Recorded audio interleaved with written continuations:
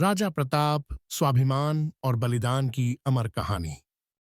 राजस्थान की माटी में जन्मे वीरों की कहानियां सदियों से इतिहास के पन्नों में चमक रही हैं, लेकिन कुछ कहानियां ऐसी हैं जो सुनी नहीं गईं, सिर्फ महसूस की गईं। ऐसी ही एक कहानी है राजा प्रताप की। वह राजा जिसकी तलवार की धार से दुश्मन कांप उठते थे। वह राजा जिसने अपने स्वाभिमान और मातृभूमि की रक्षा के लिए अपने प्राणों की आहुति दे दी। रेगिस्तान की तपती रेत पर बसे एक छोटे से राज्य का नाम था प्रतापगढ़। यह राज्य अपने विशाल किले और वीर राजा प्रताप के लिए प्रसिद्ध था। राजा प्रताप केवल एक योद्धा नहीं थे, वह अपनी प्रजा के लिए संरक्षक और अपने परिवार के लिए आदर्श थे। उनका जीवन सादगी, वीरता और सच्चाई का प्रतीक था। लेकिन सब कुछ बदल गया जब एक दिन प्रतापगढ़ की सीमाओं पर दुश्मन की सेनाओं ने हमला कर दिया। पड़ोसी राज्य का क्रूर राजा, जो अपनी कुटिल चालों के लिए मशहूर था, प्रतापगढ़ को जीतना चाहता था। उसके मन में लालच और ताकत का घमंड था। राजा प्रताप ने अपनी प्रजा की रक्षा के लिए युद्ध की चुनौती स्वीकार कर ली। अपनी छोटी लेकिन जांबाज सेना के साथ उन्होंने युद्ध की तैयारी शुरू कर दी। किले के हर कोने को मजबूत किया गया। राजा ने अपनी प्रजा को भरोसा दिलाते हुए कहा, जब तक मेरे शरीर में एक भी सांस है, इस किले की ओर कोई आंख उठाकर नहीं देख सकता।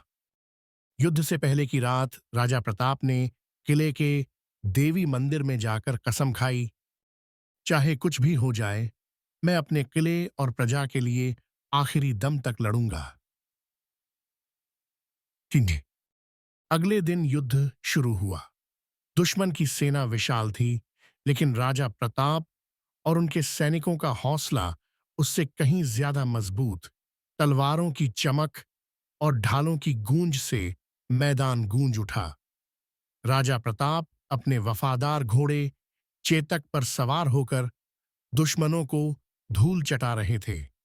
युद्ध इतना भयंकर था कि किले की दीवारों से देखने वाले लोग सहम गए। राजा प्रताप ने अपनी तलवार से दुश्मनों के कई सेनापतियों को पराजित कर दिया। जब दुश्मन की सेना ने चारों तरफ से घेर लिया, तो राजा प्रताप ने अपने सैनिकों को पीछे हटने का आदेश दिया। उन्होंने अकेले दुश्मनों का ध्यान अपनी ओर खींचा।